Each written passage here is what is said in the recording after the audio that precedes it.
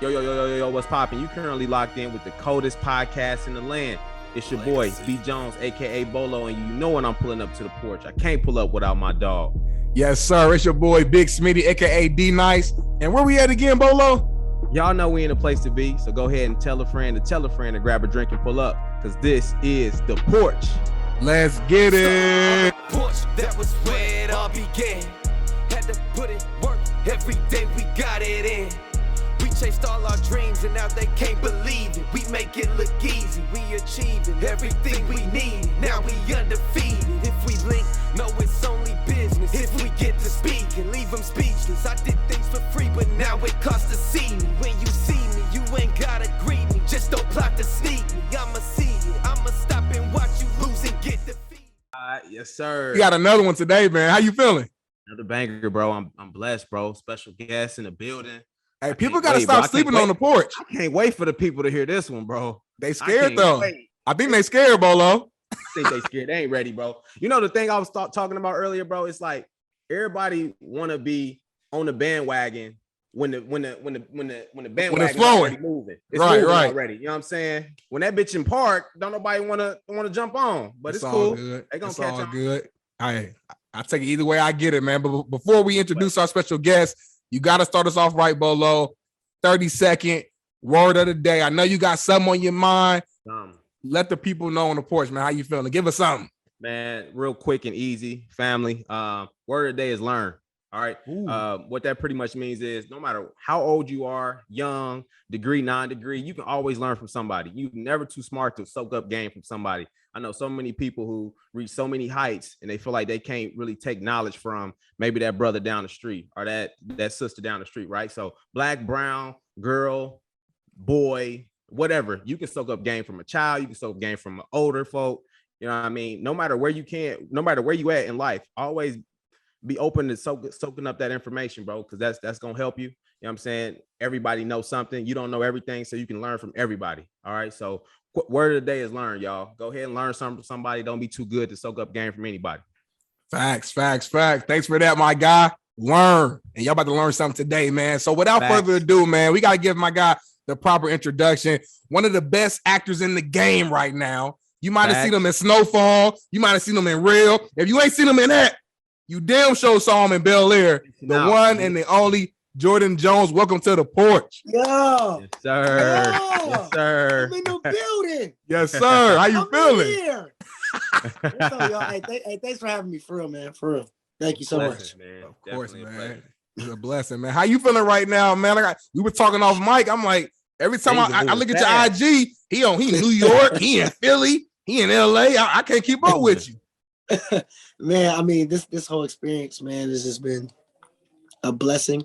I'm so grateful just for this opportunity, man, just to show my talents and, entertain people, whether if that's comedy or, anything, drama, whatever the case may be, man. I'm just blessed to be able to, just share my talents, man, with people, man. And this has been a really surreal experience. And this is just the beginning, man. So, let's get to it.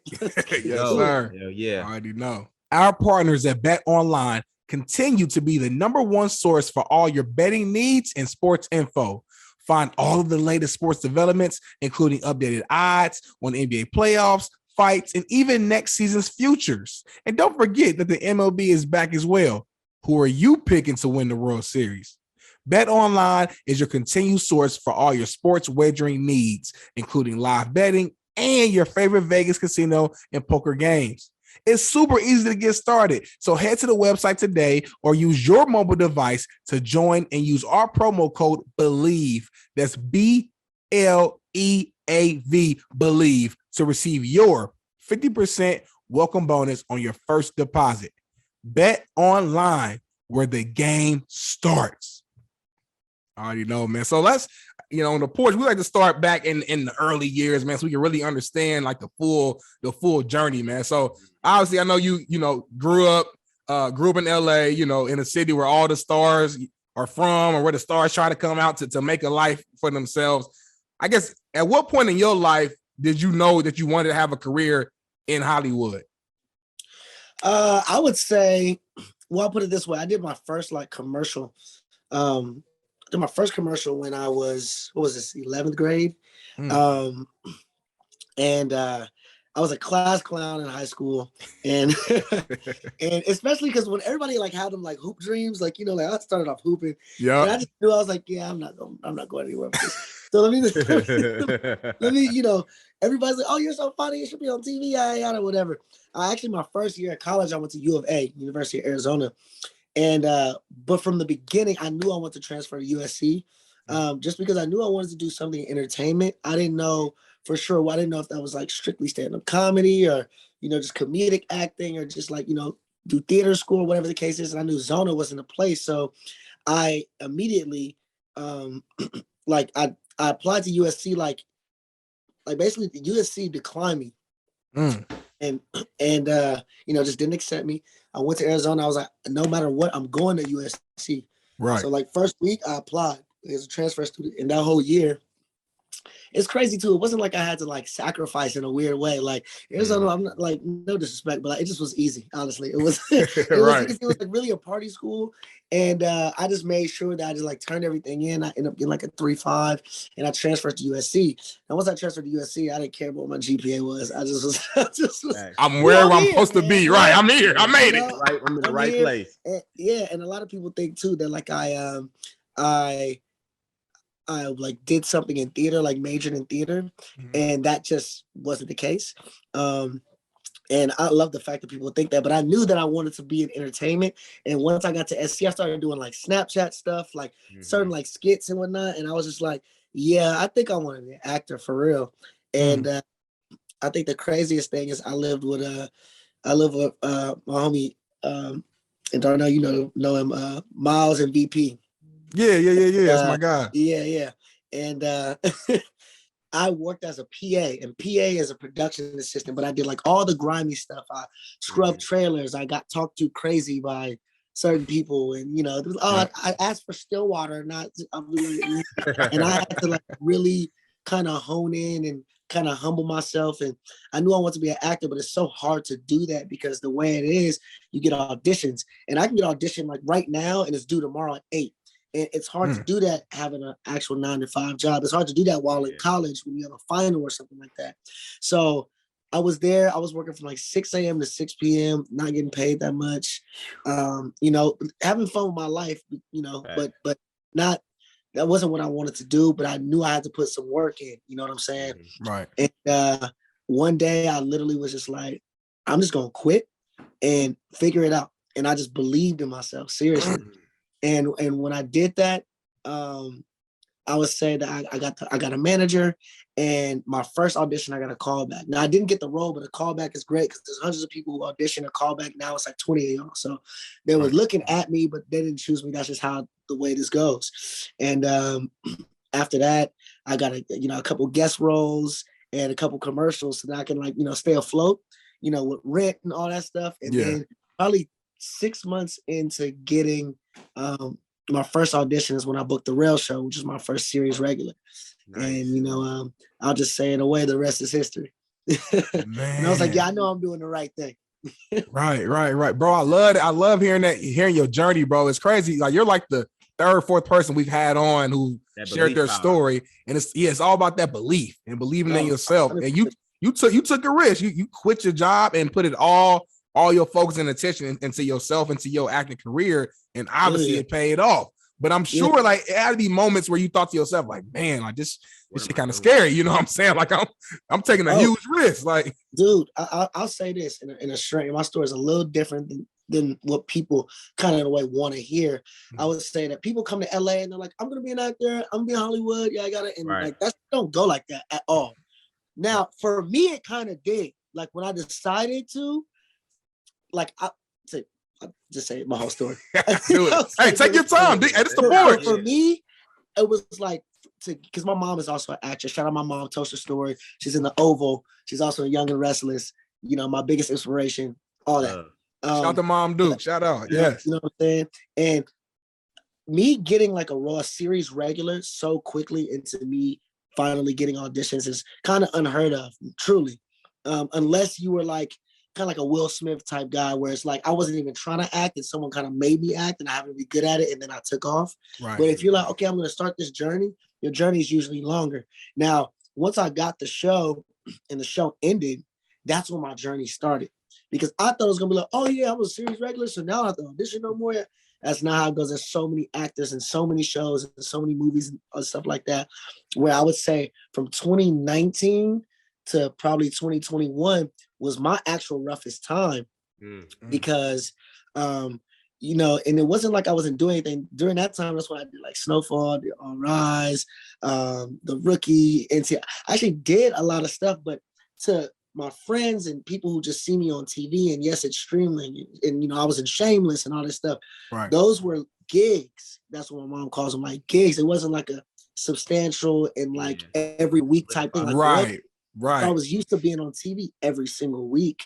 To go from there to there, you know, it's definitely humbling, but it's like, it was so strange. Like, you know, so many friends were like, oh man, you're always on TV. And like, to me, I'm like, I mean, technically, but like, I haven't worked in a minute. Like, yeah, I'm always on TV, but like working every week, that's what I missed. So I think that, you know, that was my journey. And I think that I never wanted to quit because my dad like left the family when I was 5 years old.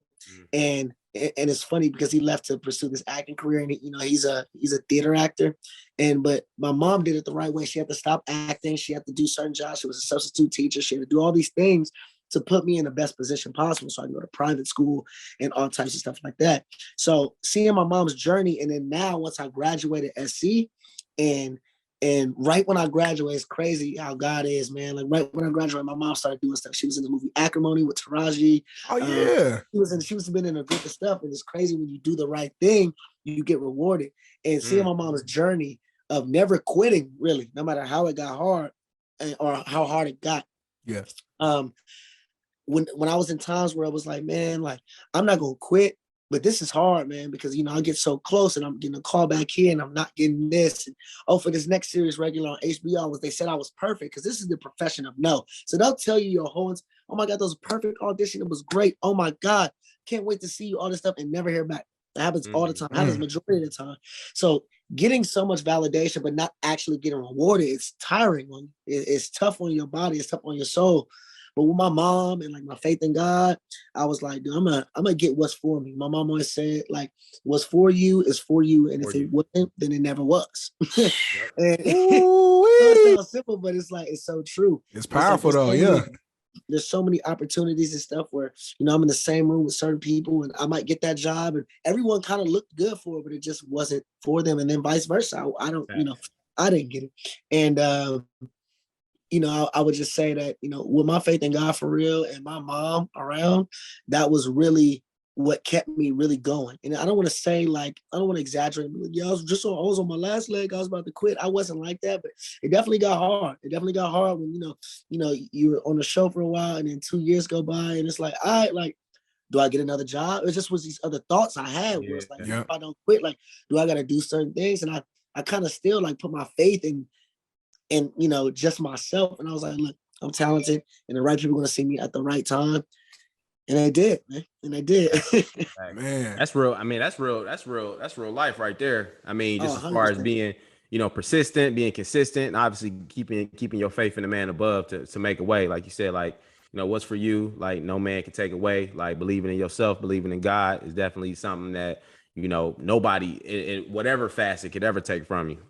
That's real shit right there. Hey man, look, I know we've all been there before. Your lady, your man, your significant other, whoever they may be, they're tired of going to Applebee's every single night. They're tired of going to TGI Fridays every night. They want to do it big for one time in their life. They're trying to leave the country. They want to go on the beach. They want to see some palm trees. They want to drink some pina coladas, some margaritas, etc. And you know it's going to be a large expense. It's going to hit your account hard.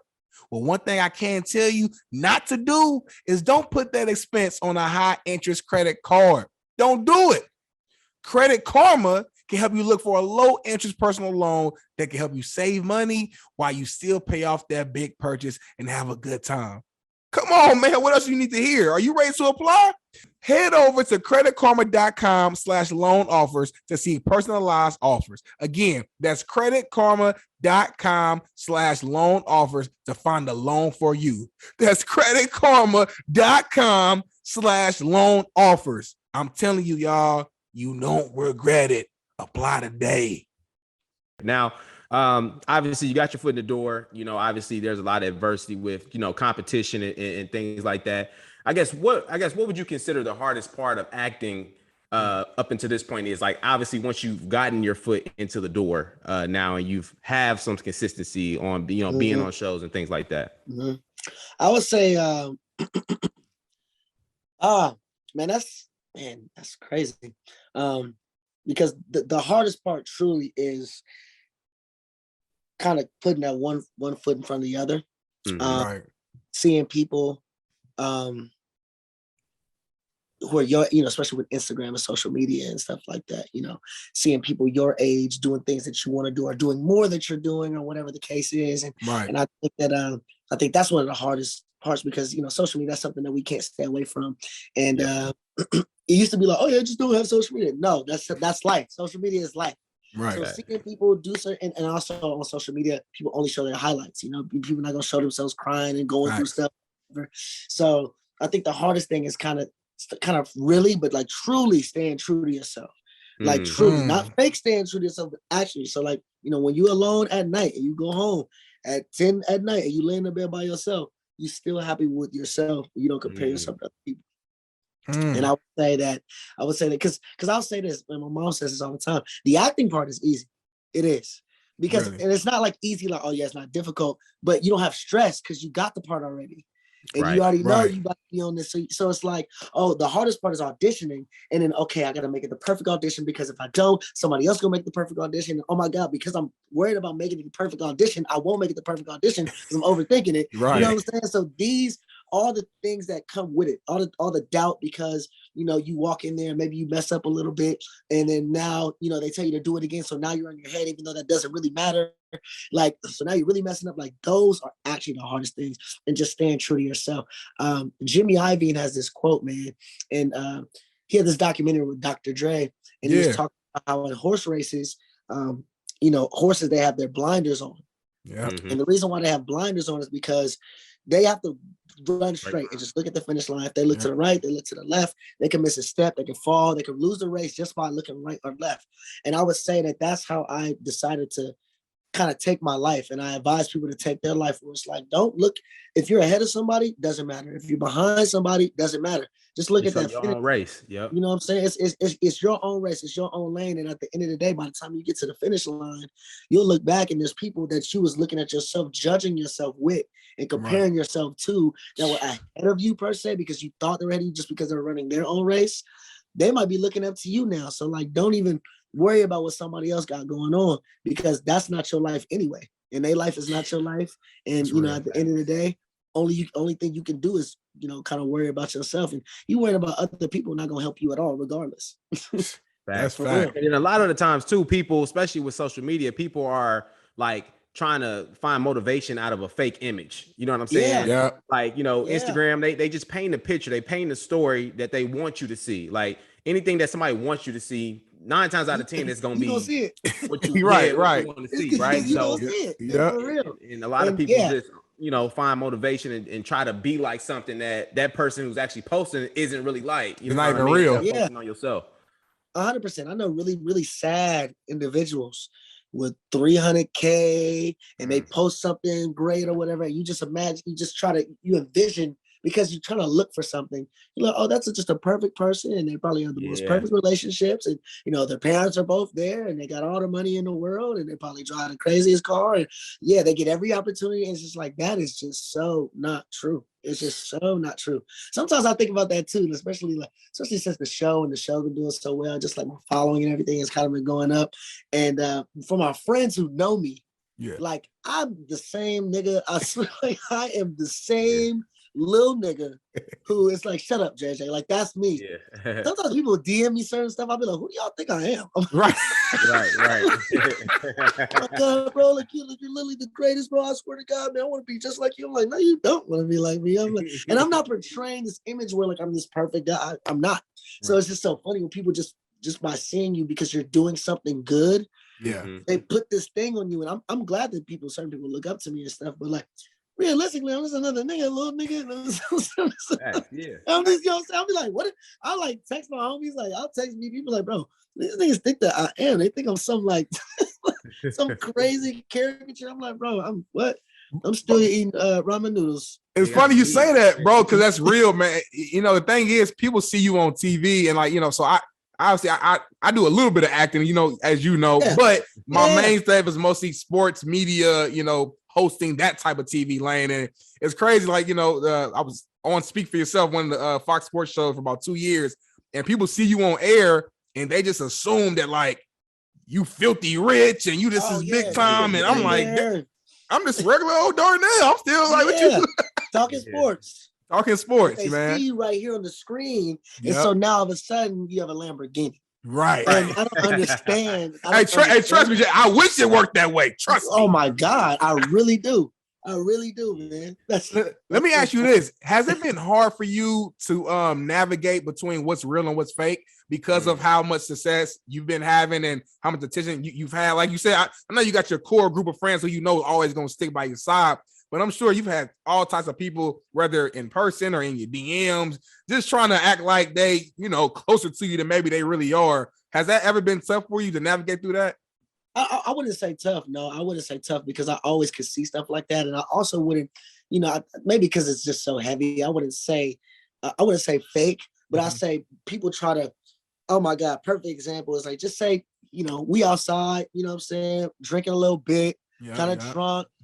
You nice. I'm just a nice person to people. You know, you meet somebody and you know when you vibe with somebody. Like when I met Darnell, I was just like, oh, I felt this for real. Yeah. So, and the thing is, nothing like it's crazy or anything, but like if I go to a bar or something like that, and it also depends on where you are when you meet people. I know that like, okay, I met this nigga yesterday at a bar, and then the next day, niggas is FaceTiming me, asking me like, yo, what's going on? Hey, bro, hey, big bro, hey, little bro, all that stuff. And I'm like, who is this? Like, I was like, what did I say to this nigga? Let's, you know what I'm saying? Like, right. Was I drunk? Was I?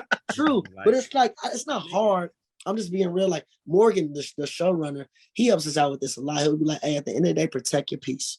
And like, you're not an asshole if you don't respond to people. You're not an asshole if you don't give people what they want. You know, at the end of the day, you have to protect your peace. And like, even though it's kind of simple, I really took that, like, of course, not lightly, but I took that very heavily. And so that's how I kind of navigate. There's people, I know you're not my friend, so I don't feel bad. Right. If you want to feel bad or try to throw guilt on me because you asked me to go to this event and I'm not going because we met one time and it's your cousin's event now, but I don't know you, but you're acting like we kind of know you. And it's like, part of that is my fault because I'm so nice. I'll be giving people my numbers all the time. Bro, I'm the same way, bro. I promise the same. I'm so nice to everybody. They just assume that there's people I ain't talked to since like middle school, but then they see me out here in LA on TV. Now they want to be my best friend. But you ain't checked on me when I was struggling, when I was over, you know what I mean? So like, that'll happen too in like the DMs, like old friend of mine. Like we're really not friends now, just because it's just like time. Like, just life. 8-9 years. We're apart. You know what I'm saying? Like I saw you when like 20 at Arizona. I'm 29 now, and it's like I got a DM and like I think he responded to my story or something, and I like liked it, and then he was like, "Dang, I can't get a response. You all big time now. You don't fuck with me no more."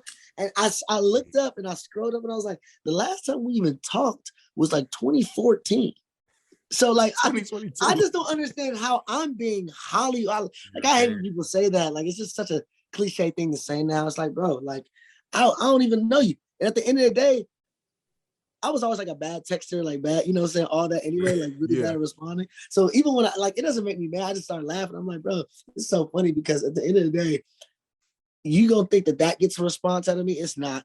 Right. And then number two, we wasn't even talking like that before anything happened. And I'm like I said earlier, like all my friends, like they know. And at the end of the day, like I know the type of person I am, you know what I'm saying? And I don't treat even if like if you're a friend of a friend, I'll treat you like a brother, like for real. You know what I'm saying? Right. Like that's how it is. But at the same time, if I really don't know you at all, and you like trying to act like you really know me, it's like I'm not gonna be addicted to you. I'm just not about to give you the energy that somebody that really, really know me deserves. Right. And then you can take that as way whatever you want. But like you said, I wouldn't say it's tough. I mean, it might be tough on them, but at the end of the day, I gotta protect myself and my peace. And you can't be everybody's friend. Can't be everybody. My mom used to always tell me that, boy, growing Darnell, you can't be everybody's friend, baby. I'm like, all right, can't, mom. for real, I ain't, mom. Like, folks be having bad intentions anyway, though. Like, you just got to keep that positive energy in your space, bro. Like, you can't let none of that bad energy in your circle, bro, because it's like wildfire. That shit is spread, bro. Yeah, for real. I try my best to you know what I'm saying, I want to say like just not focus on it, but like make sure that is an important thing in my life is to just, protect my energy and try to catch or notice if there's bad energy or bad intentions around. Right. Because I mean, I'll say it like this. Like when Darnell hit me about the podcast, I was like, absolutely, nigga, let's run it. You know what I'm saying? Like, let's do this. Like, I want to be a part of the podcast. We're going to shoot the shit. This is easy. Right. But just say I'm out and I met you one time and now all of a sudden the next day, like you trying to throw scripts at me and, I want you to be a part of this and yada, yada, and you be perfect in this. And then now you're calling me and all this stuff. And I'm like, oh, like, number one, I'm overwhelmed with the stuff I'm already doing. Number two, I'm overwhelmed with how much you're texting me. And I met you 8 hours ago. And number three, like, it's not about the link like that. We're not about the link. Like, there's a certain way to go about certain things. And I feel like the people that go about it the wrong way, I can already spot them. I'm like, okay, man, so, you know what I'm saying? Right. And, it's not that you're not cool. It's just like, okay, I see you want something out of me. You just want something from me. Right. And, not that I respect it, but like, I protect myself against it. Got to. Got to. Ain't got no choice, man. Not for sure, man. So I want to talk, touch on one of your, I guess, your earlier roles. I guess I would say probably your first big role in Rel, playing in that TV series, man. Dope cast, a lot of real life messages and stories that I think, a lot of Black families go through, but it was also, fun and funny as well. Describe to us just what it was like being a part of that show, working with that cast. It was great, man. I mean, I missed that cast, but also like, I talk to Sinbad all the time. Sinbad was a great mentor for me because everybody on that show, between him, Rel, Jess Hilarious, actually were stand-up comedians. So when they challenged me a lot with like their improv and, just certain, I got a lot of gems from them, it being a sitcom and multicam and having to think quick on your toes and it being my first role. Yeah. And I think they kind of projected me forward in the career that I have today. And just how they, from the get-go, being a green actor, them really, always challenging me and not taking it light. Because as comedians, niggas joke around and, you can get offended. It's a joke. You know what I'm saying? Right. So at the end of the day, you got to take a lot of stuff. You got to take, Sinbad would shoot on me every day. I already know. And, he a legend. So I know he got him. Exactly. And if you come back at him with something crazy, trust me, he got something crazy. Trust me. Like off the top of his head, I might have thought about something the night before, but like, oh yeah, he was wearing that stupid shit yesterday. I'm coming today, talk about that. Yeah. I say something, boom, he already said something. No one even cares about my joke anymore. No one even cares. Like, damn, I've been working on that all night. Bro, for real. I remember I had like the fanny packs, but I had one that went over the shoulders like this way. Yeah. And this way. Yeah. And I walked in, I thought it was cool because like not that many people had it. And the couple people I did, as a young nigga, like it was cool. It was cool still. But even the thing about being a comedian is like, even if you got like a fit on, you can still roast it. Like even if you got like that fit on, you can still get roasted. And that's what Sinbad would do to me all the time as an old head. He would just turn around his backpack. He had a backpack, he kept scripts and shit in. Yeah. He turned backpack, like, look, niggas, I'm Jordan. Look. And then I'd be rolling. I'm like, really? Like I thought I had some shit on. Like this is cool. I did it. He was like, I got a parachute right here. Like he would just play around, like throw shit out of his. He's like, bro, what? I got arts and crafts, whole set right. I'm like, oh wow. I didn't know you could think of this many jokes with something I thought was so cool, and I spent like 100 on it. That's hilarious, man. Hey, the next day, come on set. Just a t-shirt. Hey, I'm not gonna lie. I didn't wear. He ripped on me. I think I wore it a couple times. but I wore it because he ripped on me, and because I was like, if I don't wear it, then he's really gonna rip. Really gonna get it's like a And he's reverse really gonna- psychology thing, right? That's how you took that shit off, huh? And I can't let him win. So I was wearing it, but I was consciously wearing it, not because I liked it anymore, because I didn't want to get roasted. Because I was overthinking it. Bro, hey, you ain't even want to wear it no more. Yeah, I did. But you had to. Let me put this on because I want to hear his mouth. So we put this on. And I'm still gonna hear his mouth because he was like, you still got that shit on, huh? Right. Like, man. That's hilarious. That's funny as fuck. But yeah, they all really challenged me, especially just as comedians and me being new and them knowing it. Even like DC Young Fly, he was only in a couple episodes, but man, that dude is so funny on some improv. He's stuff. hilarious, man. I don't know how he's just watching Wildin' Out, rolling. But I was just on Wildin' Out, and he carried us. We won too. Carried us. Carried us. He was saying wild shit, but like just being around him, just his comedic and like, because on Wildin' Out, I'm funny, but at the same time, I'm like, okay, let me think about some of the stuff that I can say. Yeah. You know what I'm saying? And they and he literally would be like on the phone or whatever, and then go up there and say something wild. The whole crowd would just start dying laughing. Out of nowhere. I was like, bro, how do you think about this? I mean, that's just Easy, practice. right. That's that's grind. So they helped me to not get where I am today, but kind of like be a little bit more easy. Don't think about so much because things flow better if you don't think it's hard. Yeah. And I would say that's kind of where I am now, and they definitely helped me. Hell yeah. That's dope. And then we also noticed too. Obviously, you played in the hit series Snowfall. I know that's D-Nail's favorite. Snowfall. How was that process? How was working with that group? Well, that was great. That was great, especially because they actually wanted me from not the Rel show, but I had auditioned prior for another role. Manboy, I auditioned for Manboy. Yeah, of course, yeah. Melvin Gregg. I'm so glad he got that because that was for him. Like he killed great. it. Yeah. He killed it. See, you know what I'm saying? Like, I thought I was good, but like, I saw him. I'm like, that's for you. That's how acting goes. I could go in there and give the best audition, but that's for you. And I'm so glad. And Melvin's one of my friends, and he killed that role actually. And he also fucked me up in that scene. But also, but He did. But they actually just offered me both. They were like, hey, come in and like be both. I was like, great. Yeah, and I think the best part was just working with Melvin and Isaiah and obviously Damson. But Damson is so funny, man. Damson does this thing where he talks like this, you know what I'm saying? Because he really from there. We gonna stay off his corners, you gonna let his people be. That's how he talk on the show. Right. But when we say cut, he talks like normal American. Like, Got you. Good, yeah. So he talks like this, but then he talks like normal American. And then when we sign out, he goes back talking like this, and it's like he has like three. And I also talked to him because he was doing like a Chris Tucker impersonation. And I was like, man, you're fucking good at this. Like, how are you so good?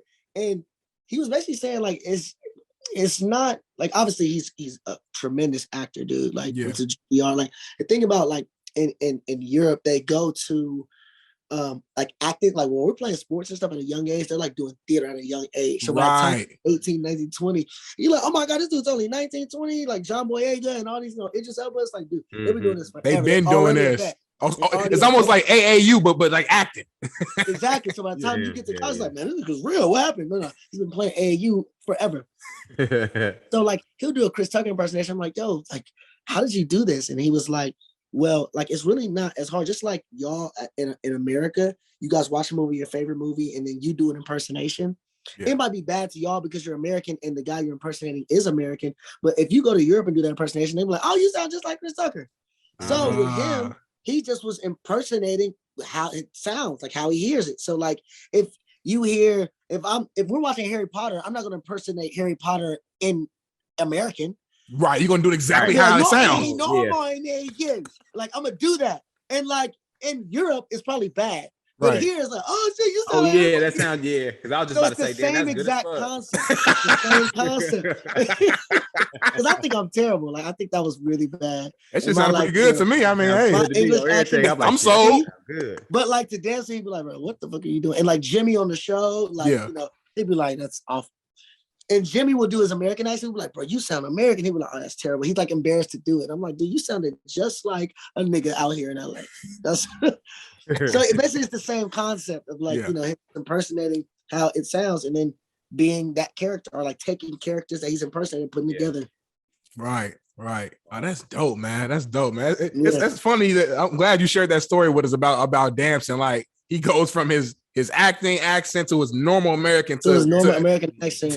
That shit's crazy, bro. That shit's crazy. So, nah, for sure, man. Now, obviously, like you said, SnowFall, Rel, and of course, your latest role on Bel-Air. Amazing show, by the way. We're gonna keep giving you your flowers because it's necessary. Walk us through, I guess, just the process of how you became Jazz, right? Like, I don't know if there was any you talk to him, you meet with him before. Just take us through that process. All right, I'll tell you through.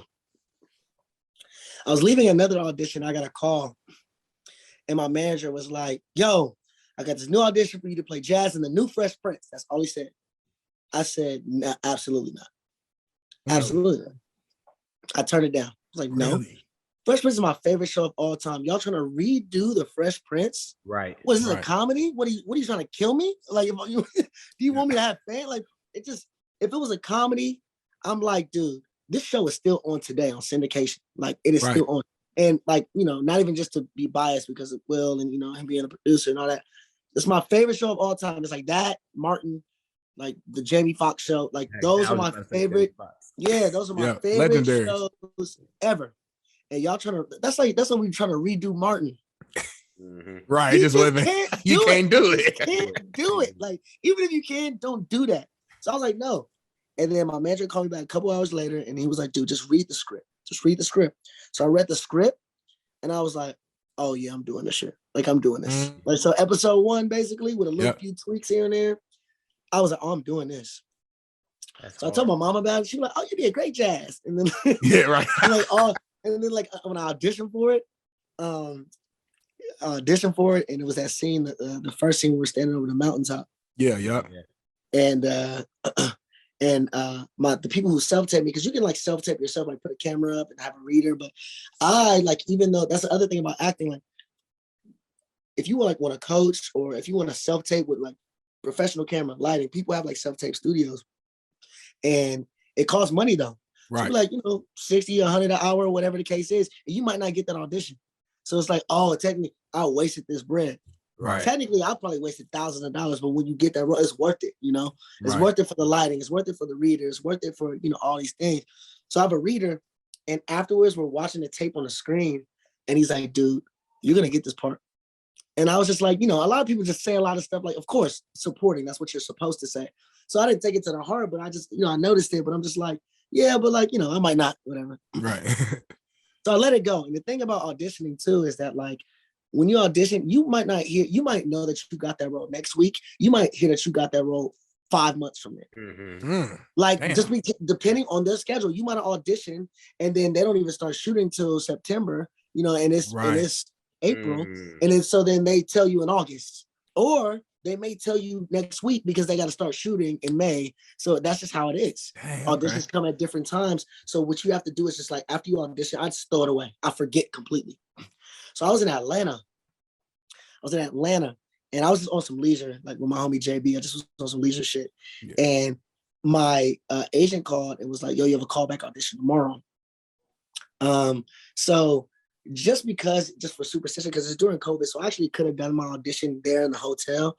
But at home, I have like a ring light, I have the readers and stuff. Like, if this is the callback audition, and actually, sorry, it wasn't a callback, it was a chemistry read. Chemistry read is after the callback, but I guess they really wanted me. So chemistry read is when you do the reading, like you do the scene with the other person. So with Jabari Banks, who plays Will. Gotcha. I flew back because I just wanted to be perfect. I was like, fuck this, like I'll fly back. I think I had it on a Monday, but I was going to stay till like Tuesday. But I was like, nah. So I left on Sunday, and just so I can prepare, what are the lines again, you know, do my thing. And I'll give you a quick story. When I got the Rel show, I had the chemistry read in person. And when I did the scene with Rel, the director kept saying, okay, do it. Okay, that's perfect. But do it again this way. Okay, do it that way. Okay, do it this way. Okay, change this. Okay, do it this way. Okay, tone it down, but here, this and this.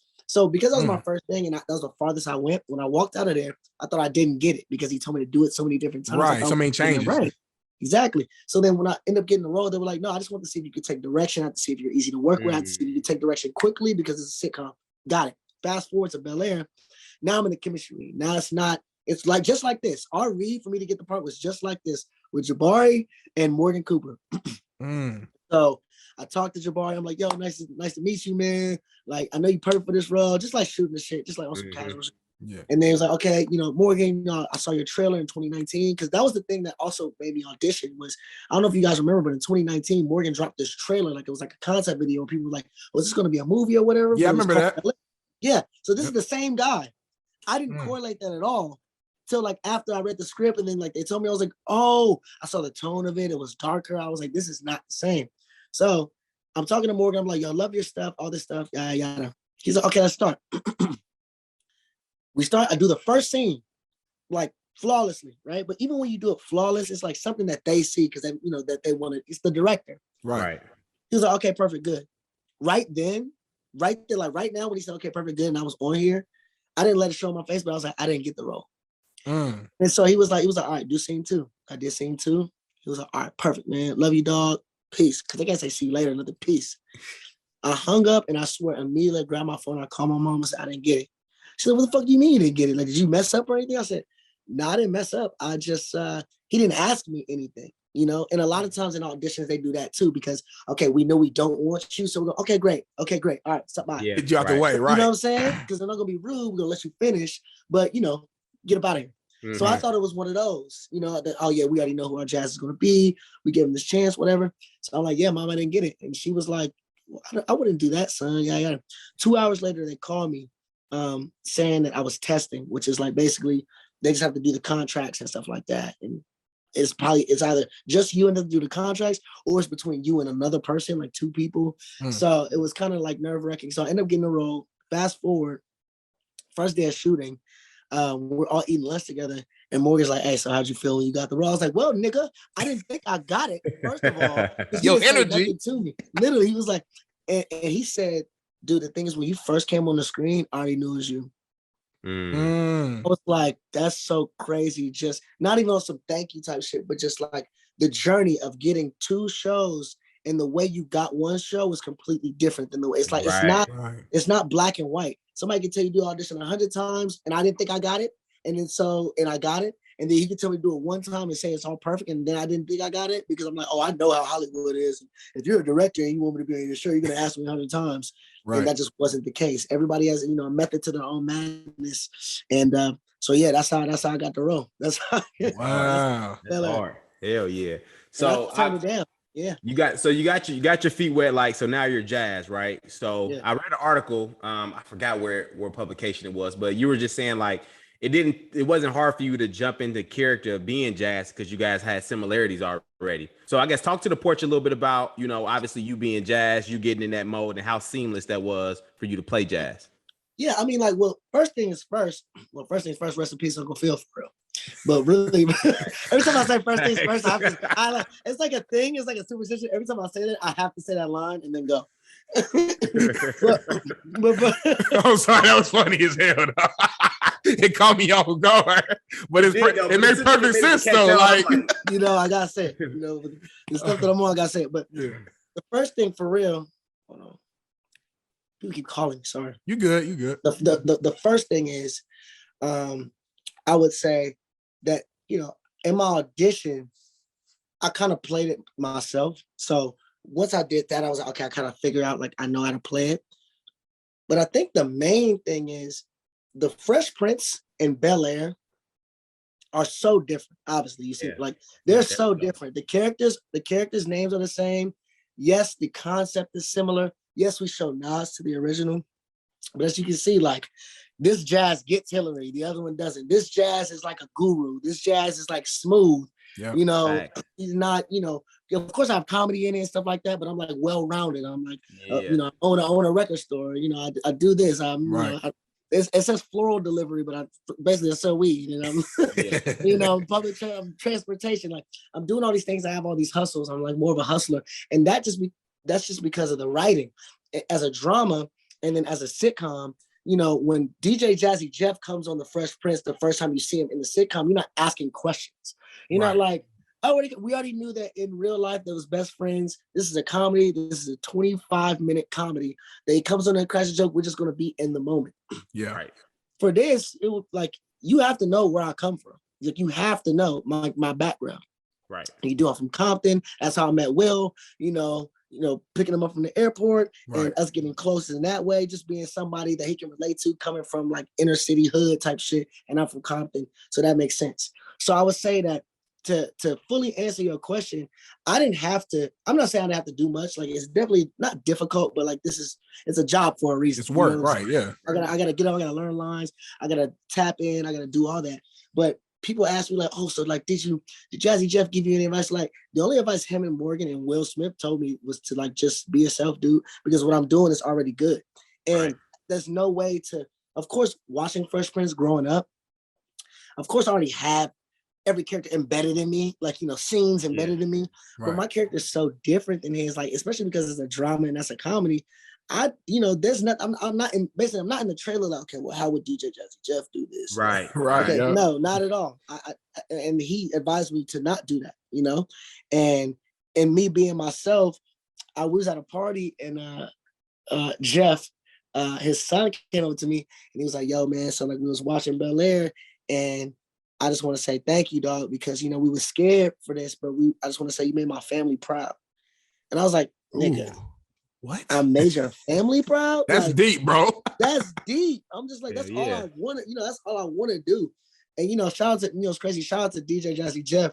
But like a lot of, on Twitter and stuff, I'm looking at Twitter and a lot of people are like, yo, I love this jazz. I think I like it more than the original, whatever the case is.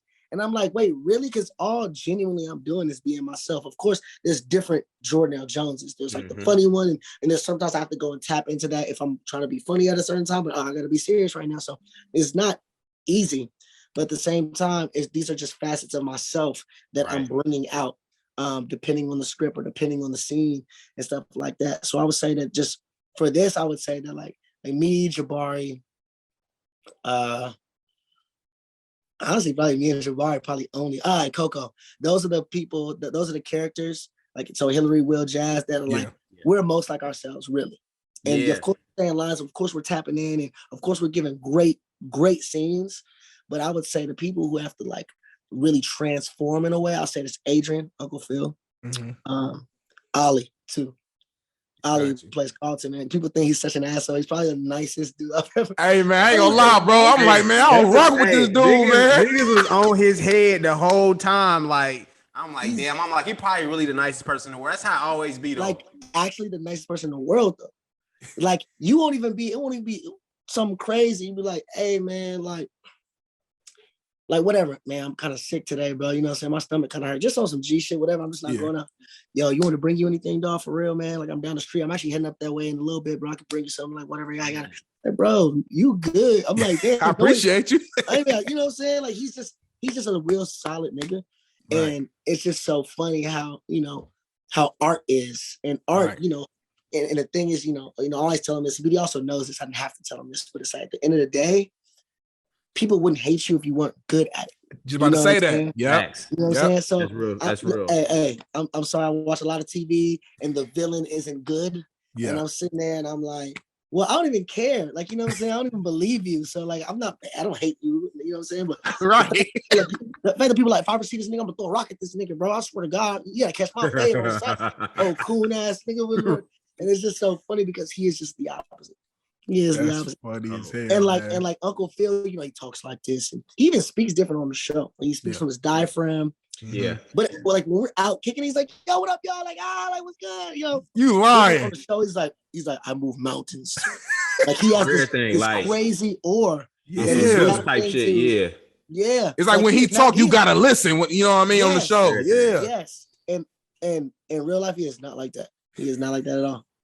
That's crazy.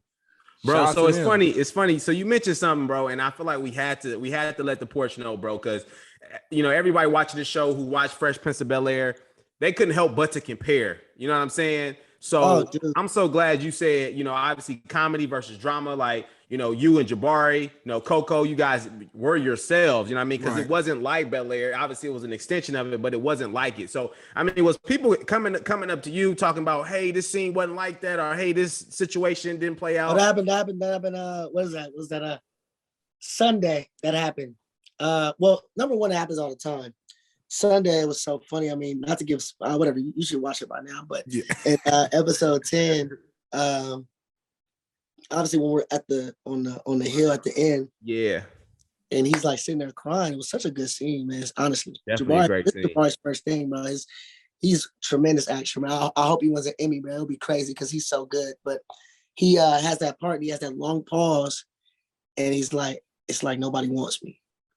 And everybody was comparing that to, why you don't want me, man? Yeah. And like, of course, like we're giving a nod right there. Of course, that was the dad episode. Right. But we had a whole episode and this dude came up to me drunk talking about, that's not how it was supposed to go. And y'all, man, I just wanted more right there. And I feel like y'all did it wrong. And I'm just like, you know what? You would only be saying this. You wouldn't be saying this basically if you didn't like the show. You wouldn't be watching it. You wouldn't You bought in. Yeah. You know? Niggas bought into it. Yeah, I always say this to people too. I say, especially because it's a drama and the show is so different, the things that you're waiting for, just fucking make them make sense. Right. So, like, give you an example. It's like, okay, man, I've seen a tweet. I'm 10 minutes into episode 3, and I still haven't seen Jazz get thrown out the house yet. Nigga, I haven't even gone in the house. I haven't even gone in. How can I get? I have no beef with Uncle Phil for him to throw me out of the house. Right. This is a drama. We're not just gonna throw that in and be like, oh yeah, just, you know what I'm saying? Oh, when is Carlton gonna do the Carlton dance? You think this motherfucker playing lacrosse? So exactly. So what we did was, you know, I don't know, it was a small. Morgan's so good at this, but like there was a scene when they throw a party at the mansion. The party where I didn't pull up to because I'm like, I can kick it with you, and I'm talking to Hillary. And then they throw this party and like the cows coming and all that stuff. And there's a black girl who's talking to Carlton about him being like kind of like whitewashed in a way. And there's a small scene where she's like, what's on your phone? And he's watching TikTok. And on TikTok, what he's watching are people doing the Carlton dance. Oh, shit. I didn't even think. Exactly, small stuff. He's like, man, this is my favorite dance. Anyway, and they just keep going. I gotta go back. I gotta go back now. I gotta see it now. That's hard. I think that was episode 7. Okay. Damn, I gotta go back and watch 7. That. That's so funny. Little stuff like that. I don't know if y'all saw this, but like, and obviously with the Jazz thing, it's like, dude, not saying I will or won't get thrown out, but like, it's gonna make sense when I do get thrown out. You know, maybe you're not gonna just force it just to make you happy. Like it don't make sense. We're gonna be good. I don't know if you remember in the first episode when he goes to LA and he's in the plane and he's like looking out the window sad. I don't know if you noticed, but he didn't even drink it, but just sitting in front of him is orange juice in a champagne glass. So that's a nod to the song First Class. Yo, this is bad, drinking orange juice out of the champagne glass. And like Morgan just did that. He was like, yo, can y'all just pour a glass of orange juice in a champagne glass specifically though? Yeah. So it's only for people who can catch it, you know, little stuff. Hey, like Morgan, call. Hey, shout out to Morgan, man. Go with it. Dude, and in episode 9, remember when Aunt Viv is doing like the whole artistry thing and she's doing her foundation and stuff. Yeah. And the old, I don't know if y'all, but remember the old Aunt Viv and the old Will's mom. Yeah. And she's showing her photos. Of her paintings. Yeah. One of them was an Uncle Phil, but if you have to really look at it to know. Damn. Of the original Uncle Phil. Yeah. Damn. Just like little stuff like that happens the whole time. And it's like, we already kind of gave you all these nods, but we didn't give it to you, boom, front and center. It's like subliminal. It's like, you know what I mean? It's in the back of your mind. Like, also filmmaker type, you know what I'm saying? That's hard.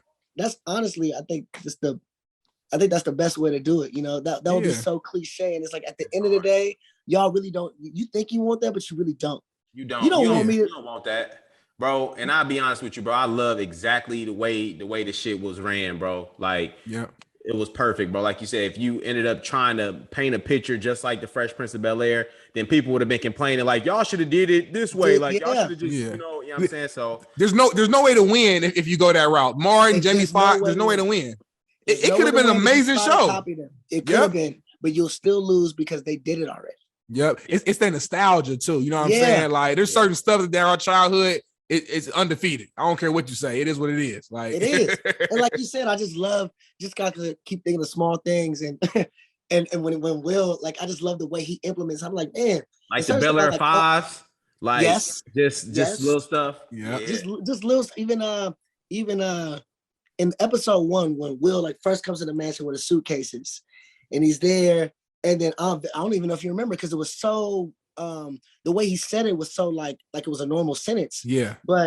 But she goes, okay, Will, is everything okay? Like, are you okay? And he was like, like I got one little fight. My mom got scared. Yeah. No, I did peep that. Yeah. I was with my girl. I said, oh, you heard that shit? Yeah, like little stuff like that. It's like we not about to do the whole theme song, but it's like that made sense. Yeah. He was like, bro, I'm just trying to downplay. Like I'm a young nigga. I thought it wasn't big. Like, I got one little fight. My mom got scared. Told me to come in. You know what I'm saying? Like, just that shit's like hilarious. That. Yeah, that's funny. It's great, man. Great. Man, that's so dope, bro. That's so dope. Now, look, Bolo. Now I'm about to go back. I'm about to binge watch the whole thing again. Paying attention though to the small details, though. I'm about to be pausing the show and stuff. Is that a picture of Uncle Phil in the photo? Wait a minute, is that? Nah, that's actually, dope, man. Actually, though, and just how like this the storyline is too with like Carlton does these drugs, and instead of it like being one episode, like the speed episode with Carlton, it's like no, this dude is a dude with issues. And I think a lot of people too, especially when we first started off, and I'm comparing the two because they're so similar when people try to think that they're so different, like the original Carlton and this one. It's like people are a prisoner of the moment so much that people forget that, like, I think like the whole first season of the Fresh Prince, when it came out in real time, no one liked Carlton. No one liked Carlton because he didn't fuck with Will. So you didn't like Carlton until they started getting, together and stuff like that, doing stuff together. And comedy tries to mask all that. So like when Will is getting on him, that's still offensive and like, hurtful. Yep. But because it's a drama, and now, Carlton, I can't believe he hates Will. I hate him. Yada yada. It's like it's the same. It's like I miss the old Carlton. It's like this old Carlton was the same. And old Carlton, he was jealous of Will. Yeah, he was jealous of Will and all that. Yep. It was just the show was masked by comedy. You forget that like drama stuff happens. People think that the only dramatic episode was the dad episode in the Fresh Prince. And I'm like, bro, they was going through stuff the whole entire time. The whole time. So there's so many similarities, but because it's a drama, it's prolonged. And we got the close-ups. And he got his white friend saying, nigga. I was like, oh. Hey, when that shit happened, so my girl, we was watching it, and I remember she left the room for a second, and then I was still watching it, and I heard him start saying nigga. I was like, all right, I gotta rewind this so she can hear this saying. I know she's gonna be cracking. It's funny, but it's also like it's like I can relate to like, okay, how would I react if I was? You gonna let this nigga say nigga like that? Like, dude, bro, what you want? Your first day in too? Dude, when we first watched it, I was like, the show is so good to me that like I don't, not that I don't think that I'm in it, but like I watch it for what it is, like a fan, like as exactly, if united, right? I was like, nigga, what the fuck? You slap this nigga? I forgot that he did slap. I was like, you know what I'm saying? And we had like this like Bel-Air mansion activation thing, and we had like Allen Iverson came. Jada Kiss, like all these niggas and social media influencers and actors and actresses, and the majority black. Were at this kind of screening of the first episode. It was so funny because I already know how it's gonna go, but they haven't seen it. Right. So when Will walks in that locker room and you just hear hot nigga, everybody in the crowd is dancing. They're like, chewing on some hot nigga, hey. And then once they see them, I was like, oh, hell no. Oh, what the fuck, bro? Like the crowd was in outrage, and it was great. It actually was great. I was like, as I saw them dancing, I was like, oh, they have no idea what's about to come. Because even, bro, when I was listening, I was like, hold on, am I tripping? And I was like, is he saying it? Because he was saying it with so much like, he made sure, nigga, he was saying it like, he wanted to make sure. And then Carlton corny ass over there. In there dancing. Carlton was in there really going off. Like I was like, and I'm watching like, I'll slap this nigga. And Ali, as we're all watching it for the first time, he's like, God damn it. God say it again. God damn it. I was like, damn, I forget that you was not that dude. You was not like you not that dude no more. Right. That's funny as fuck. So I gotta hit you with the quote that we've been seeing on Instagram, the first episode. You said, this town will make you forget, who you are and where you come from. You know what I'm saying? I think that's some real shit, and just in any aspect, right? So obviously you from LA, right? And Yeah. I think that was like a true statement. I guess is that real? Like being from LA, you know, does that really happen to people? I would say absolutely it does. And I think that, you know, with this character, there's so many parallels with this character in my real life. And same with Jabari too, in our relationship. And he's actually from West Philly. And the first time he came to LA was just to shoot this. Like his character is very similar as like this fish out of water. And my character being like I am towards him is how we are in real life. Like not that I navigate him through, but like, you know, I kind of took him around LA and did all this stuff because I know at the end of the day, as a dude from Inglewood, my mom took me out of public school and then put me in private school. But you know, like kind of like the first year of private school was so weird for me because I was like, the first time I saw like white people was interacting with gay people and all types of different people. And I was just like, oh, it wasn't like bad, it just was all new for me. Just different. So now I'm just so well-rounded and I've, you know, a lot of gay friends, white friends, all this type of stuff. But one thing about me in high school that people used to always say, and I never thought about it like that, but like my mom was so strict on me never ever changing. You know what I'm saying? Like, don't you change for these motherfuckers? You know what I'm saying? Like, don't do that. And when I was growing up, it was something I thought about, but now I don't. I'm just who I am. But I'll say that, you know, of course, as an African American, you have, you know, not on some culture shit, but you have like, you know, you have your other voice. You have your real nigga voice. You got your hood voice, and you got your regular voice. You know, there's just a certain way to interact with certain people. Right. And in high school, you know, that's the time of having cliques. There was like 7, 8 cliques. But I was like in every clique. Like I can go hang out with them. I can go to their house and we you know, the hoop clique. And then this the other clique. And, you know, this the clique that came from the private school from before. And this clique don't mess with this clique, but they all mess with me. And I just was I think I'm a testament to like, you know, coming to LA. And I'm actually like I won't say from Dallas. My whole entire family is from Dallas. I was born in Dallas, but I moved here when I was 5. So I'm really from LA. But if somebody says I'm from Dallas, I'm gonna be like, yeah, I'm from Dallas too, you know. But like I'm really not. And coming from Dallas to living in Inglewood to then going to school in like Beverly Hills and Brentwood area and Westwood, just because they act a certain way don't mean you can, and that could be cool. And I think the same exact way. Like some of my best friends who are white aren't like white niggas, you know? Like some white dudes like try to be cool because I have a black friend. And I'm like, that's so whack. I'd rather you be nerdy and white because that's who you are. I mean? You know what I'm saying? Just be you. Yes. And some of my friend George Economy, shout out my nigga George. And I call him nigga too. My nigga Dan, my nigga Matt Gross. Like the whitest dudes ever. I see them like once a week. We hoop together, all types of shit. And they don't act cool. Now the people who try to do that is so annoying. And they try to come to you like, yo, dude, so I know we're going to this party. Like, you know, like I see you got a little swag on you, man. Like, where'd you get that? I'm like, okay, I cool, but shut up. Like, where the fuck you been wearing since I've known you? Don't try to wear something new because I'm going. Right. That's, man, I hate that shit, bro. Just be authentic, man. Be real, be you, love yourself. Yes. And don't worry about trying to make everybody else feel, you know, love you, because you can't make everybody love you. You know what I'm saying? They don't matter what you do. They crucified Jesus. You know they don't care about you. What they saying, bro? They crucified Jesus. You know they don't care about us. Talk to the porch. Man, that's real. Boy.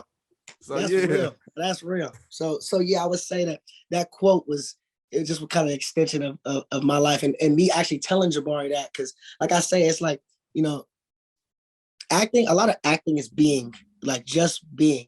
And, you know, the worst actors are the ones you can tell are trying to act. The ones that are just being, who are acting, that's what it is. So like when you do a scene, of course you do the lines, but you try to throw the lines away and just get in the moment and just respond. Yeah. And so I just felt like I was really just talking to Jabari when I was like doing the whole entire thing, you know? Yeah. And once you know the lines so well, you don't think about the lines. You just kind of just answer, you know? Right. Read and react, ask and respond.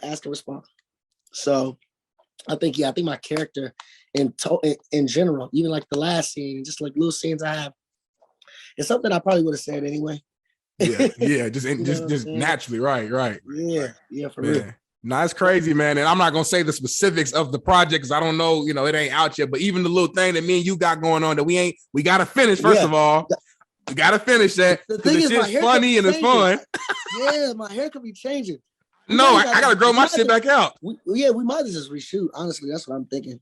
Yeah, honestly. you might have But to. anyway, But anyway. my point in saying that though is, so like I said, I'm not an actual actor per se. That was only my second time actually acting. You know what I'm saying? I do live TV stuff like that.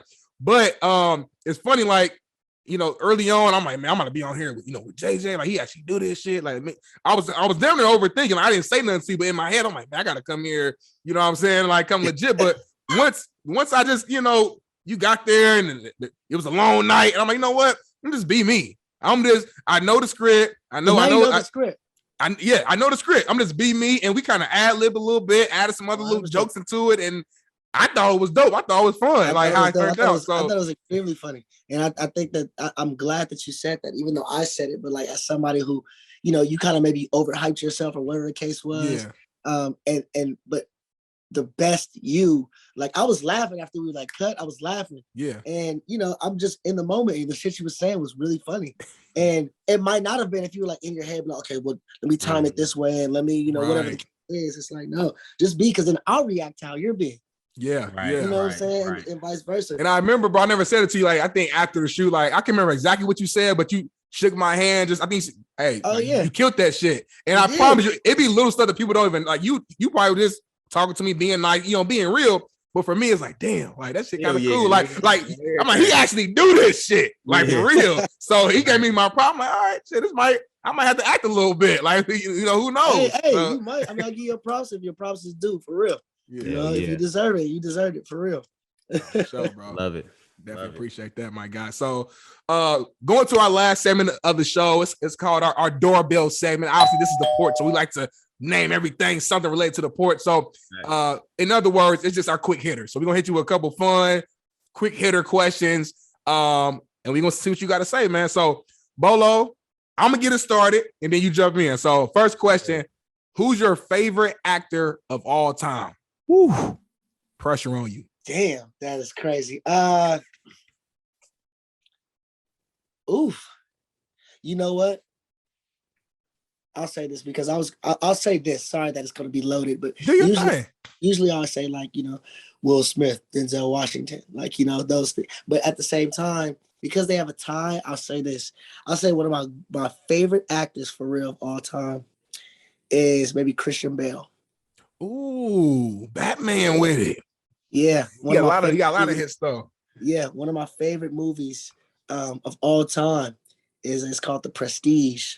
And it's with Hugh Jackman, Christian Bale, Scarlett Johansson, Michael Caine, and just his performance in it is so real and good. And when people, especially I think for me as an actor, because I know how hard it is, when I see you, that's kind of like why I say Denzel and Will Smith, because I've studied their work. And when I see you, I'll be like, man, this nigga been talking for like 2 minutes. And that means that he probably had 2 pages of dialogue.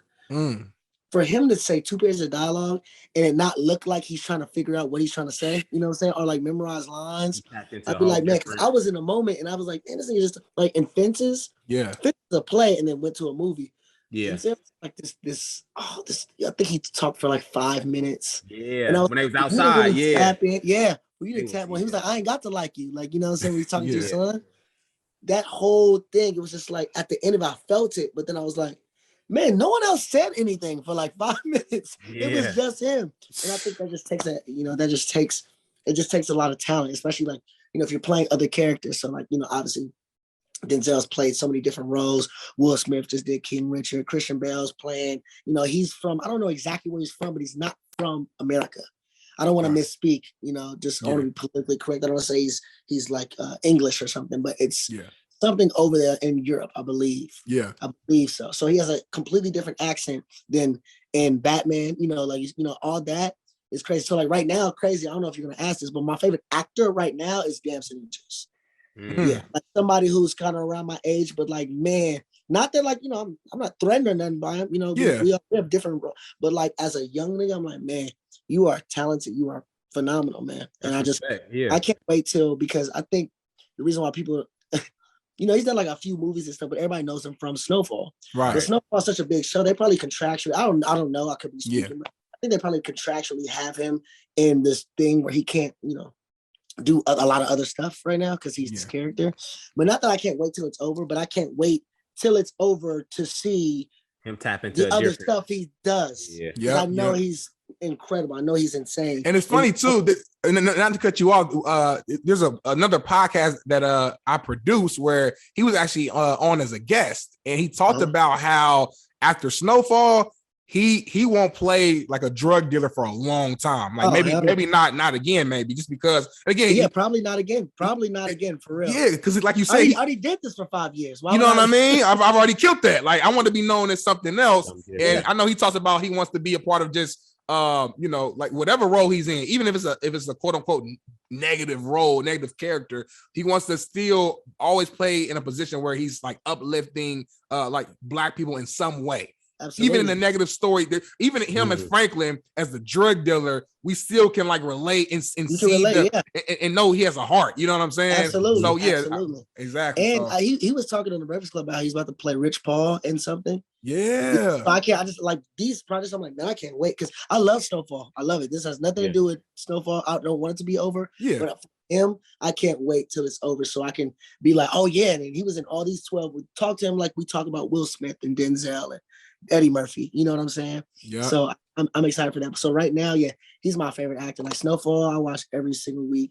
And it was crazy as I saw him the other week. Where was we at? Was he a highlight room? Yeah, I think it was a highlight room. He was there. And the funny thing is, he was like, he comes up to me and he's like talking to Jabari. And sometimes I don't think that not that he recognized me, but like so many people come on that show and off that show. You know what I'm saying? Yeah. So, like, I'm sure he watches Bel-Air because like he know about Jabari and me. And he just, when he walked into me to dab me, he was like, hey, who the fuck banging on my door like you the motherfucking police? And I was like, oh shit, bro. I would have been cracking up. I was like, I didn't think you would remember that line either, because I said it and you have so many other lines and all this, but like that's a testament to how great he is. Seriously. That's cold, bro. Yeah. Shout out to Damson, man. Shout out to Damson. Yeah. And I love how, like you said, you know, you're showing love to another Black actor who's in your same age group. You know, a lot of time people don't want to show love because, you know, you gotta be competing. We're the same age, whatever. Yeah. No, I can't. No, I can't. we all got our, you know what I mean? Yeah, our lanes and stuff. So yeah. 100%. Yeah. So the next question we got on the quick hitters here, you got to choose one. All right. So by choosing one, obviously the other one is no more. So taking the music or movies? Ooh. Oh my God. Yes. Oh my God. I think I know what he's gonna say, but I'm gonna wait and see. I mean, okay, look. I would say movies, and the only reason why I say movies is because like I wouldn't be where I am without movies. Right. But like music helps me that helps. True. That's just impossible. I mean, I think that's a lose-lose, really. It is. It definitely is. If I say no more movies ever, it's like you say no more music ever, it's like because they work hand in hand. Like there's no movie without music. Like it's both art, literally. So I mean, that's hard, but because of where I am and what I do, I could still feel like I could make it here if I could still watch movies, even though the movies wouldn't be that good because they would have no soundtrack. Right. Hey, the acting got to really be cold. Like it got to be. Because sometimes when you hear a certain song or whatever, when it's coming on, like perfect example in that last scene, and when I say my last line, and then you hear Dreams of Experience, it makes you feel different. You know what I mean? It makes you feel different. Yeah. Nigga, y'all had me about to tear up, nigga. I was like, it's so crazy. I didn't tweet this. I was going to tweet this. I was like, man, Bel-Air is the only type of show. I was going to say Bel-Air is so good that I had niggas crying in dreams and nightmares. Oh, for real. Nigga, hold on, wait a minute.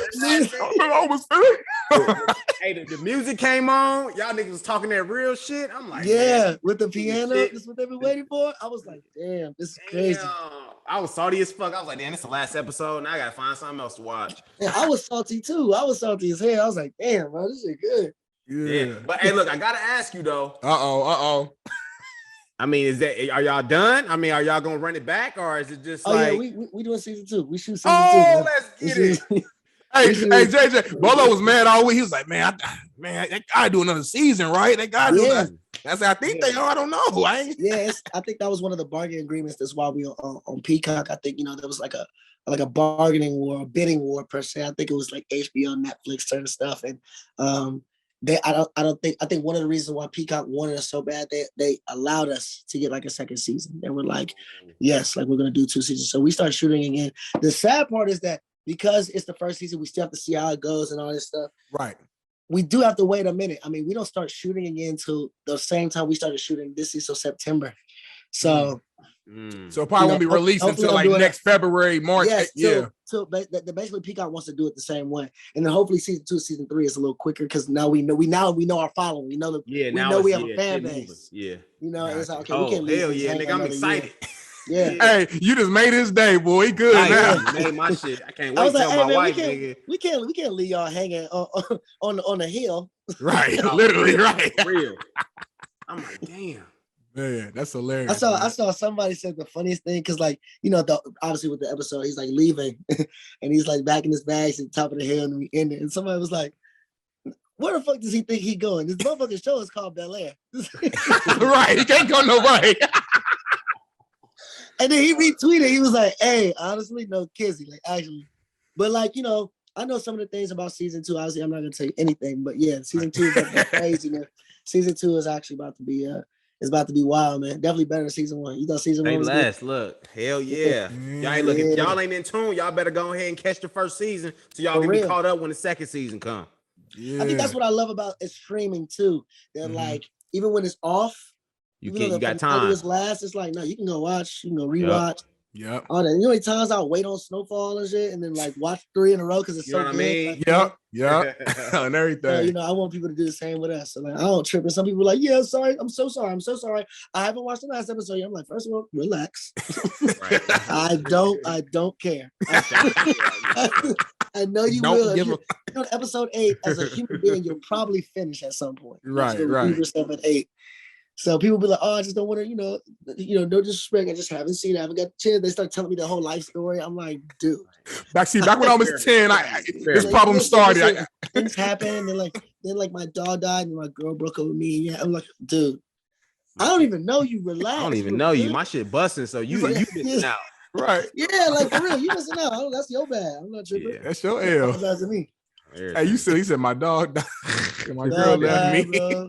Rent is due. I ain't paid it yet. I don't. All the excuse. My dog ate my homework. Right. Nigga, what? Just go straight. Oh yeah. Man. Okay, we got 2 more for you. So when you come to the porch, man, I always gotta bring up a food topic. And with you being an LA native, I ask almost all my LA people this very important question. In-N-Out or Fat Burger, and tell me why. Okay, look, I'll say this. I'll say In-N-Out because In-N-Out is something that you can't get as often. I've noticed that in the last kind of couple years. I actually eat Fat Burger way more, but that's only because I can't order In-N-Out. If I go to In-N-Out is going to be an hour-long gig. Like, I got to sit in line for at least 40 minutes. You know what I'm saying? Even if you go to the window, it's still going to be a little wait. So just by that, when you don't have something as much, right, it technically is better. It's like Raising Cane's chicken tenders. Some people will say like, oh, I like Chick-fil-A or, whatever the case is. Or even if we're talking about Dave's Hot Chicken. Dave's Hot Chicken, what's a better chicken sandwich? Dave's Hot Chicken or Chick-fil-A? Well, like, I'm just going to say Dave's because I don't have it all the time. Right. It's almost like you think about everybody like what they can't get all the time. Yeah. Like a steakhouse. You don't go to steakhouse every single, you know what I mean? But when you go, that's a good point. Like, man, that's the best steak I had. You know what I'm saying? Shout out to that's better than such and such. Yeah. So yeah, I mean, realistically, I have Fat Burger women. Fat Burger is phenomenal. It is. But I can order Fat Burger and I'll be here in 10 minutes. Yeah. Right. You can't even In-N-Out is so like known and needed. It's not on the delivery apps. You can't get it delivered. Right. Yeah. Right. Yeah, so I mean, like, it's worth the wait. And when you get it, it's kind of like you make it good because, like, nigga, it better be good for as long as I've been waiting for this shit. Right. I'm not even gonna say it's gonna be bad because then I look stupid. Right. So it's done burger, then that's on you. It's gonna be the best burger ever right now because of what I have to go through. It's funny you said because most people we've had on has chosen In-N-Out, but we had our homeboy Jag. He's a rapper out here in LA. He gave us a full breakdown of why Fat Burger was better. He said, In-N-Out fries is trash. You got to get them extra crispy. The burger little. He said the burgers from In-N-Out little. You got to get 2 of them just to get full. He said, you ain't got the chili. I said, you can get animal stuff. Yeah, but it ain't the chili. He was really chili though. Passionate behind it. It's crazy. It's like I'm not so biased. You know what I'm saying? Because at the end of the day, they're both great. But I would say that too. I've done this one time. I did it one time, but it just took too long. Yeah. I went to In-N-Out and I got a burger. And then I went to McDonald's and got McDonald's fries. Ooh. And I swear it was busting, y'all. I swear it was busting. Crazy. And also I was like, and by the way, I want a large fry. And no, I want some fresh fries. Like, don't give me, if you give me the mother fries, I'm gonna drop give them them back. bitches. I'll wait on them. Yes, exactly. I'll wait on them. So I'll pull up to that next spot and just sit. Yeah. For real.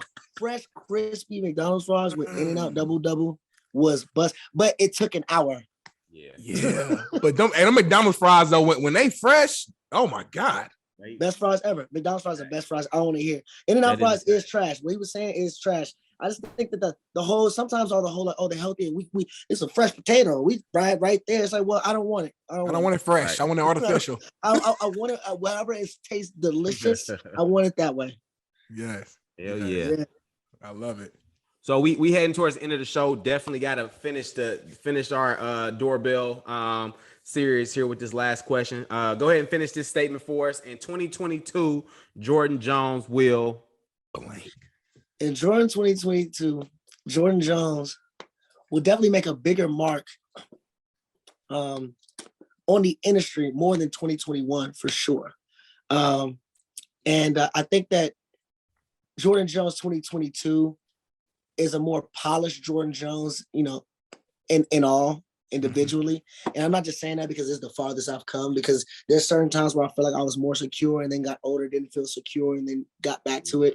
But I would just say that when it comes to this profession, I'll kind of be specific, kind of like the stuff that I was saying about, like, okay, like when I audition, I try to make it perfect and I don't want to mess up and I do certain things, yada, yada, yada, and kind of overthink things. I think that I'm so, and not because of Bel-Air and all this stuff, but I'm just more secure in myself and who I am, and seeing the whole process and seeing how like stress and overthinking stuff really doesn't help and it doesn't get you anywhere. And I knew that when we were younger. Like, people say stress is bad, don't stress.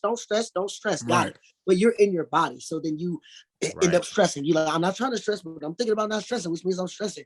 Yeah. Me personally, when it comes to that, I have gone through I've so much learning to do. I have so much growth to do. But when it comes to the stress factor of overthinking things that I can't control, I no longer do that. And I think I got that in 2022, where it's like, hey, not that I don't care about audition, but look, if they want me, they want me. If they don't, they don't. They know my, you know what I'm saying? Like, that's what it is. I know my friends. So the people like me. If they don't, they don't. Like I was telling you about the whole friend. I don't care or think about that stuff anymore, and that's as of recently. So that's why I would say I'm definitely a more polished, more relaxed, mature Jordan L. Jones than years before, and this is definitely the best Jordan. I got a couple projects coming. I can't really speak on them, but I got a couple projects that I'm working on. That's what's coming up next, and I'm really excited for those as well. Especially, obviously, Bel-Air, but at the same time, Bel-Air is not my ceiling. You know, right. I'm gonna be doing a lot of stuff. Like me and Jabari talk about all the time. It's like, but I want to be a movie star for real. Like for real. Yep. I want to be, I love TV and all that stuff, and I would love to keep doing TV and all of that, and it's great. But like, I want to be like a blockbuster Eddie Murphy. And you can do it, bro. Will Smith movie star. Hey, it's out there now. It's out there. You put it out there, bro. It's gonna happen. Exactly. That's what I'm saying. Ain't no won't. It's here. You just said it. It's here. Matter you doing it now. Hell yeah. Now I love it, bro. Control what you can control is basically what you're saying in all facets of life. And if you can't, don't let the thought of it control you. It's a really dark place, man. And I know it's easier said than done because people try not to trip over things they can't control and they end up doing it anyway. I understand that as a human, but I think you have to go through enough first to be like, yeah, I remember I did that and it felt really shitty and I was stressing over that and it went the way I wanted to, and I was stressing over it and it didn't go the way I wanted to, and I couldn't control either. Right. So which option should I go with? Right. So what option is do whatever, do the audition, throw it away. Option is talk to him how you want to talk to him, and however he receives it is how he receives it. And be friends with the people you want to be, and people think you changed, let them think that. Because at the end of the day, you can't control that. I'm not about to sit here typing the niggas and telling them exactly my thoughts and all that. Like, you can't do that. You gotta protect your peace, you control what you can control, and just be yourself for real. Mic drop. You know what I mean? Number wisdom right there. Hey, man. Again, man, we appreciate you for hopping on the porch, man. Man, thank you, man. This was fun, man. This was fun. It really was, man. It didn't feel like we was doing a show. I feel like we were just talking. Yeah, literally. With the guys. So I think this is, and not in a bad way, this is great. This is the longest interview or podcast I've definitely done. in a good way, because I always think about all the interviews that I've done, and they'll be like 30 minutes and stuff, but then I'll watch other podcasts like All the Smoke, Knuckleheads podcast, and I'll be like, they really talking for like 2 hours, 15 minutes. Hey, Drink Champs be on there for like 10 hours. Don't they be on that just for a minute. I'd be having turned off, turned it back on. But also, you have to turn it off because you're like, damn, I didn't realize it was going that long. I got shit to do. Yep. Yeah. But when you just talk with people that you fuck with and it's really genuine, it's like, man, we can talk. We kept talking. Y'all stopped me. I was like, oh, shit, we at the end. I was like, oh, snap, 7:30. I'm like, man, that's crazy. Like, that's crazy. I had a lot of fun, for real. I had a lot of fun. Sure, man. For sure. sure. We definitely appreciate you. Before you go, let the people know where they can find you, though, like social media wise. Here's your time to shout out what you got going on. Where can they find you? Absolutely. Hey, first and foremost, if you haven't tuned in to Bel-Air on Peacock, all 10 episodes are streaming. If you don't got Peacock, buy it. It is worth it. It is. Yep. If not, I'll pay for it. I lied to you. I won't do that. But you should get somebody. But hey, honestly, Jordan L. Jones, you can find me at Jordan L. Jones on Instagram and at Jordan L. Jones _ on Twitter. There it is. Love it. Hey, we appreciate the time, my bro. We fuck around, be cousins. You know what I mean? I'm Brian Jones, Jordan for real. Jones. You never know, bro. It's all love on the porch, bro. Together. We chopping it up. We you know easily what I'm saying? could be, dog. Like we easily could be. That's how it be. But hey, bro, I wish you nothing but love and success, bro, and blessings, bro. And the best thing that you said, bro, was the best you is you. All right, that's for the 100%. Porch, man. Best you is you. 100%. Hey, the Porch Podcast _ you know how to follow us. Hey, stream us. Hey, that bandwagon moving, so you better go ahead and jump on because it's going crazy. You already know who you rocking with.